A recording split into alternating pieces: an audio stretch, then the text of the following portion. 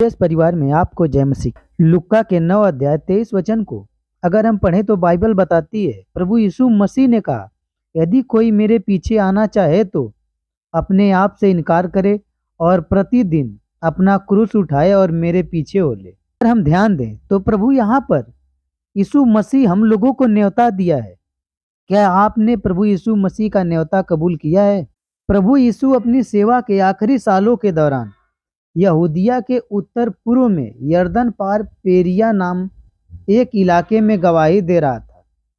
उस वक्त एक अमीर जवान शासक उससे मिलता है और पूछता है कि हमेशा की जिंदगी पाने के लिए उसे क्या करना चाहिए। उसके साथ बातचीत करने पर यीशु जान लेता है कि वह जवान वफादारी से मूसा के जरिए दी गई व्यवस्था का पालन कर रहा है, इसलिए वह उसे एक खास न्योता देता है। प्रभु उसे कहता है, जा, जो कुछ तेरा है उसे बेच कर कंगालों को दे दे और तुझे स्वर्ग में धन मिलेगा, और आके मेरे पीछे हो ले। जरा सोचिए, उसे प्रभु यीशु मसीह के पीछे, जी हाँ, परम प्रधान परमेश्वर के इकलौते बेटे के पीछे होने का न्योता मिला है और उसका इकलौता बेटा स्वर्गीय पिता बुला रहा है।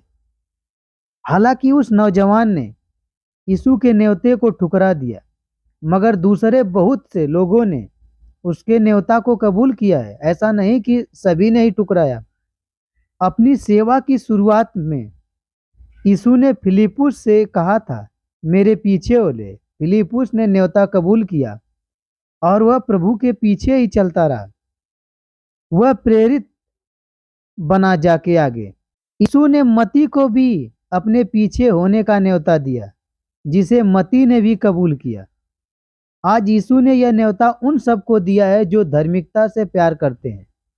उसने कहा है, यदि कोई मेरे पीछे आना चाहे तो अपने आप से इनकार करे और प्रतिदिन अपना क्रूस उठाए मेरे पीछे हो ले। ध्यान दीजिए, कोई भी यीशु का चेला बन सकता है, बशर्ते वह सच्चे दिल से उसके पीछे आना चाहे तब।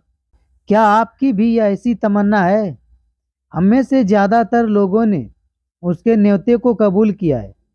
यही नहीं, हम प्रचार में लोगों के पास जाकर उन्हें प्रभु यीशु मसीह के पीछे आने का न्योता भी देते हैं।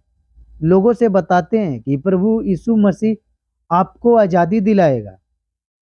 हम बह के यीशु मसीह से बहुत दूर चले गए हैं। इसके लिए हमें किन सवालों पर गौर करना चाहिए। मगर अफसोस, बाइबल की सच्चाई कबूल करने वाले कुछ लोगों ने यीशु के पीछे चलना छोड़ दिया है। वे सच्चाई में धीमे पड़ गए हैं और बह के बहुत दूर चले गए हैं प्रभु से। कहीं हमारे साथ भी ऐसा ही ना हो। इसके लिए हमें अपने आप से एक सवाल पूछना चाहिए, मैंने यीशु के पीछे हो लेने का फैसला क्यों किया था? क्यों मैं प्रभु में विश्वास किया? और उसके पीछे चलने का असल मतलब क्या था? जब हम लोग प्रभु में विश्वास करते हैं, क्या हमारे अंदर उस समय मतलब था? क्यों हम प्रभु में आए? इन दोनों सवालों के जवाब सही राह पर बने रहने के हमारे इरादे को और बुलंद करेंगे। साथ ही इनकी मदद से हम दूसरों को भी यीशु के पीछे हो लेने का बढ़ावा दे पाएंगे। यीशु के पीछे क्यों हो लें? ऐसा प्रश्न आता है बहुत से लोगों से। अगर आप कहेंगे तो ऐसा ही जवाब देंगे, प्रभु यीशु क्यों हमारा अगुआ होने के काबिल है। अगर हम बाइबल में पढ़ें तो नबी मिर्या ने कहा, हे यहोवा, मैं जान गया हूँ कि मनुष्य का मार्ग उसके वश में नहीं है। मनुष्य चलता तो है परंतु उसके डंग उसके अधीन नहीं है। इतिहास गवाह है कि मिर्या की यह बात कितनी सच है। वक्त ने यह साबित कर दिया है कि असिद्ध इंसानों के पास हुकूमत करने की काबिलियत नहीं है। इसी वजह से हमने यीशु के पीछे हो लेने का फैसला किया है, क्योंकि हमने सीखा है कि वही सबसे काबिल अगुआ है। दुनिया में कोई उसकी बराबरी नहीं कर सकता। ऐसा क्यों कहा जा सकता है कि यीशु ही एक ऐसा काबिल अगुआ है? आइए हम कुछ वजहों को गौर से देखें। सबसे पहली वजह यह है कि खुद यहोवा ने यीशु का अभिषेक किया और उसे हमारा अगुआ चुना। जरा सोचिए, हमारे सृजनहार से बेहतर और कौन जान सकता है हमें किस तरह के अगुए की जरूरत है। दूसरी वजह यह है कि यीशु में ऐसे गुण हैं जो वाकई काबिले तारीफ है और जिन्हें हम भी अपनी जिंदगी में दिखा सकते हैं। अगर हम पूरे विश्वास से रहते हैं तो वह हमारे लिए एक बढ़िया आदर्श है। तीसरी वजह यह है कि वह अपने चेलों की दिल से परवाह करता है और उसने अपनी जान देकर यह साबित भी किया है। यीशु एक परवाह करने वाला चरवाहा है। वह हमें ऐसी राह पर ले जाना चाहता है जिस पर चलकर हमें न सिर्फ आज खुशियों भरी जिंदगी मिलती है, बल्कि आगे हमारे जिंदगी में सिर्फ खुशियां ही खुशियां मिलती है, इस पृथ्वी से लेकर स्वर्ग तक। हम इन वजहों से और ऐसी ही दूसरी वजहों से हमें यीशु के पीछे हो लेने का फैसला किया है, जो एकदम सही है। मगर उसके पीछे हो लेने में क्या शामिल है? यीशु के पीछे चलने का क्या मतलब है? प्रभु यीशु के पीछे हो लेने से सिर्फ यह दावा करना काफी नहीं है हम उसके चेले हैं। दुनिया में 2 अरब से भी ज्यादा लोग ऐसा दावा करते हैं, मगर उनके काम दिखाते हैं कि वे कुकर्मी हैं। जब कोई यीशु के पीछे हो लेने का न्योता कबूल करता है तो हम उन्हें समझते हैं कि मसीह का चेला होने का असल मतलब क्या है। हर दिन यीशु की शिक्षाओं के मुताबिक जीना और उसकी मिसाल पर चलना। ऐसा हम कैसे कर सकते हैं? जैसे यीशु की तरह बुद्धिमानी से काम लीजिए। प्रश्न यह है कि बुद्धि क्या है और यीशु के पास ढेर सारी बुद्धियां कहाँ से आई?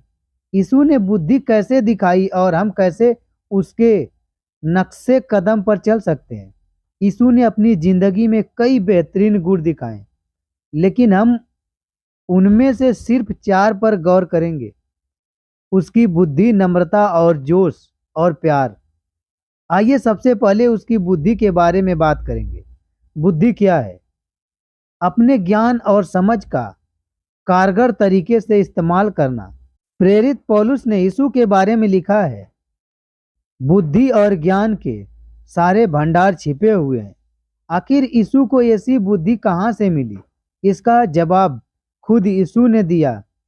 जैसे मेरे पिता ने मुझे सिखाया वैसे यह बातें कहता हूँ। जी हाँ, उसे बुद्धि यहोवा से मिली थी, इसलिए उसने अपनी जिंदगी में जिस तरह समझ बूझ के काम लिया उसमें हमें कोई हैरानी नहीं होती। अपनी जिंदगी किस तरह से जीनी है, इसका फैसला करने के लिए यीशु ने समझ बूझ के काम लिया। उसने सादगी भरी जिंदगी जी और सिर्फ परमेश्वर की मर्जी पूरी करने पर ध्यान लगाया। उसने बुद्धि से काम लेते हुए अपना सारा वक्त ताकत राज्य के कामों को बढ़ाने के लिए लगा दी। हम अपनी आंख निर्मल बनाए रखने के जरिए यीशु के नक्शे हुए कदम पर चल सकते हैं। इसलिए हम गैर जरूरी चीजें बटोरने में नहीं लगे रहते, जिनमें हमारा सारा समय और ध्यान जा सकता है। बहुत से मसीह ने प्रचार में ज्यादा समय बिताने के लिए अपना जीवन सदा बनाया है और कुछ ने तो पायनियर सेवा शुरू की है। अगर आपने ऐसा कदम उठाया है तो यह वाकई में काबिले तारीफ है। पहले राज्य की खोज करने से बेशुमार खुशियां और सुकून मिलता है। यीशु की तरह नम्र दिखाई देना।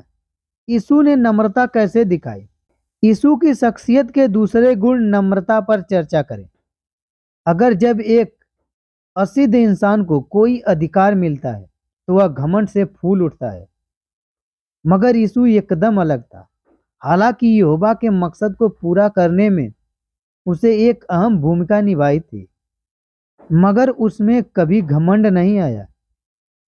हमें उकसाया जाता है कि हम यीशु की मिसाल पर चलें। प्रेरित पौलुस ने लिखा है, जैसा मसीह यीशु का स्वभाव था वैसे ही तुम्हारा भी स्वभाव हो। जिनमें परमेश्वर के स्वरूप में होकर भी परमेश्वर के तुल्य होने को अपने वश में रखने की वस्तु न समझना, वरन अपने आप को ऐसा शून्य कर दिया और दास का स्वरूप धारण किया और मनुष्य की नम्रता और समानता में हो गया।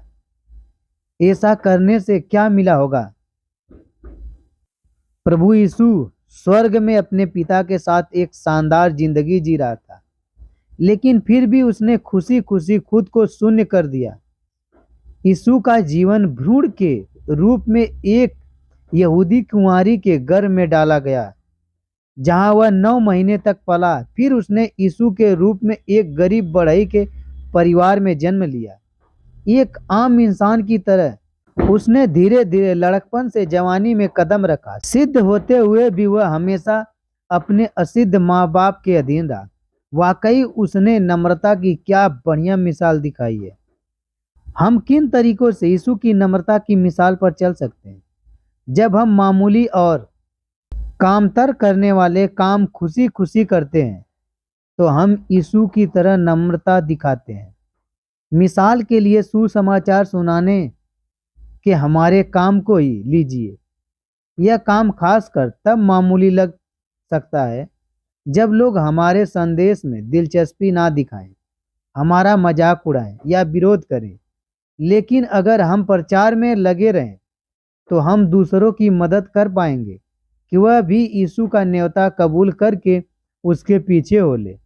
ऐसा करके हम उसकी जान बचा सकेंगे और प्रभु हमें आशीष देगा। एक और मिसाल है राज्य घर की देखरेख।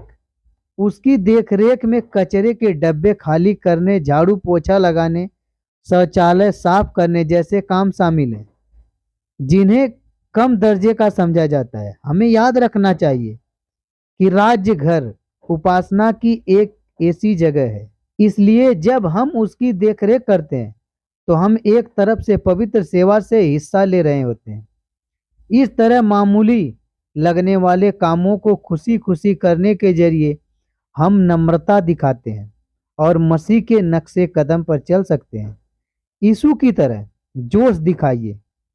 यीशु ने कैसे जोश दिखाया और ऐसा करने के लिए उसे किस बात ने उकसाया? प्रचार काम में प्रभु यीशु मसीह का जोश पर गौर करें। यीशु ने धरती पर रहते वक्त बहुत से काम किए। बचपन में उसने अपने पिता यूसुफ से बढ़ई का काम सीखा। अपनी सेवा के दौरान उसने कई चमत्कार किए, जैसे उसने बीमारों को चंगा किया और मरे हुए को जिंदा किया। मगर उसने जिस काम को सबसे ज्यादा अहमियत दी वह था सुसमाचार प्रचार करना और लोगों को उपदेश देना। मती ने यीशु के चेले होने के नाते हमें भी यही काम सौंपा गया है। हम उसकी मिसाल पर कैसे चल सकते हैं? अपने दिल में यीशु के जैसा जज्बा पैदा करके। परमेश्वर के लिए प्यार ने ही यीशु को प्रचार करने और दूसरों को सिखाने के लिए उकसाया। इसके अलावा यीशु को उन सच्चाइयों से प्यार था जो वह दूसरों को सिखाता था।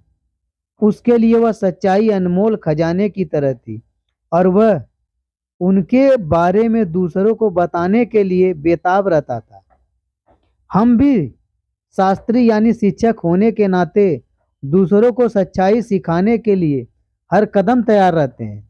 जरा उन सच्चाइयों के बारे में सोचिए जो हमने परमेश्वर के वचन में सीखी है, जैसे विश्व की हुकूमत को लेकर उठा मसला और उसे कैसे निपटारा किया जाएगा। हम अच्छी तरह से जानते हैं मरे हुए किस दशा में है और नई दुनिया में परमेश्वर का राज क्या आशीषें लाएगा। चाहे यह सच्चाई हमने हाल ही में सीखी हो या सालों पहले, इसकी अहमियत कभी नहीं घटेगी, न ही यह पुरानी होगी। यह सच्चाई वाकई में बहुत कीमती है। हम दिलो जान और पूरे जोश के साथ प्रचार करके दिखाते हैं कि यहोवा से सीखी सच्चाइयों से हमें बहुत प्यार है। ध्यान दीजिए यीशु लोगों को कैसे सिखाता था। वह हमेशा पवित्र शास्त्र का हवाला देता था।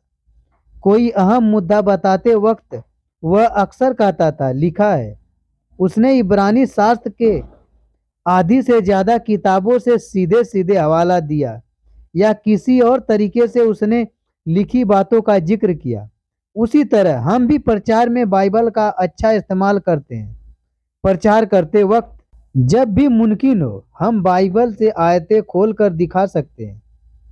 इस तरह हम नेक दिल लोगों को यह दिखा सकते हैं और हमें मौका दे सकते हैं उनको कि हम अपने विचार नहीं बल्कि परमेश्वर के विचार आपको सिखा रहे हैं। जब कोई बाइबल पढ़ने के लिए जारी होता है, उसके फायदे और उसमें लिखी बातों के मतलब पर चर्चा करने के लिए तैयार होता है, तो हमें बेहद खुशी होती है। और जब ऐसे लोग यीशु के पीछे हो लेंगे और प्रभु का न्योता कबूल करते हैं, तो सोचिए हमारी खुशी दुगुनी हो जाती है।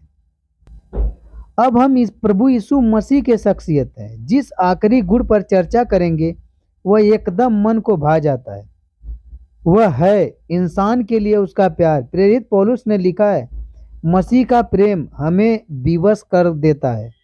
जब हम इस बात पर मनन करते हैं यीशु पूरी मानव जाति से, आपसे और मुझसे कितना प्यार करता है, तो यह बात हमें दिल की गहराई तक छू जाती है और यह हमें उसकी मिसाल पर चलने के लिए विवश कर देती है।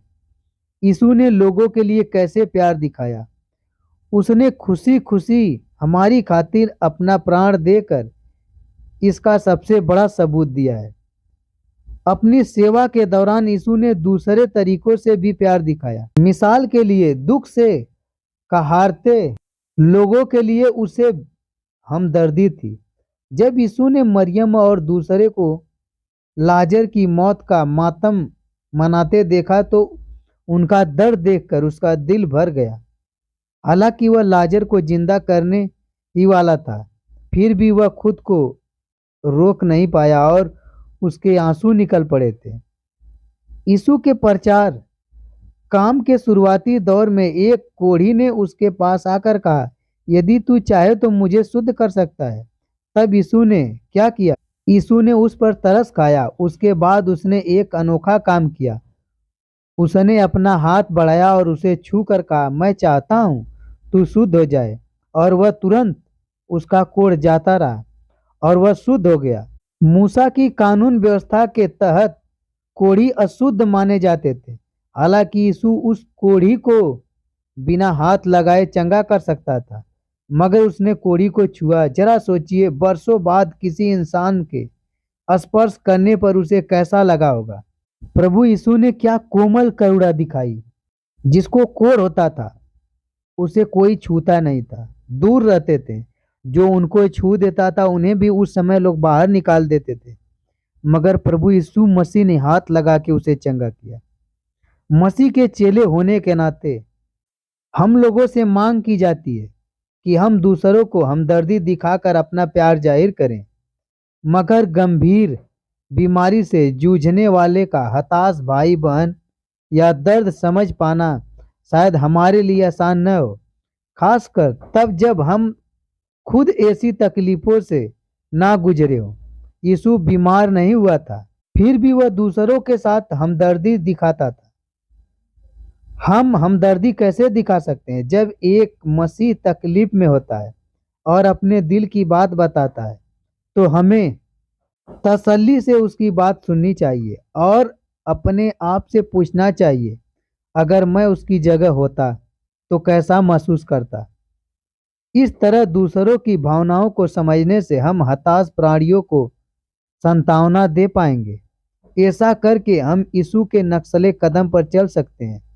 सचमुच यीशु की बातों और कामों में हमें कितना कुछ सीखने को मिलता है। हम जितना ज़्यादा यीशु के बारे में सीखते हैं, उतना ज़्यादा हम उसके जैसा बनना चाहते हैं। यही नहीं, हम दूसरों की भी उतनी ही मदद करना चाहते हैं, क्योंकि वह भी यीशु की तरह बन सके। इसलिए हम खुशी खुशी अपने मसीह राजा के पीछे हो लें, आज और हमेशा हमेशा के लिए। आमीन। आप सभी को जय मसीह की।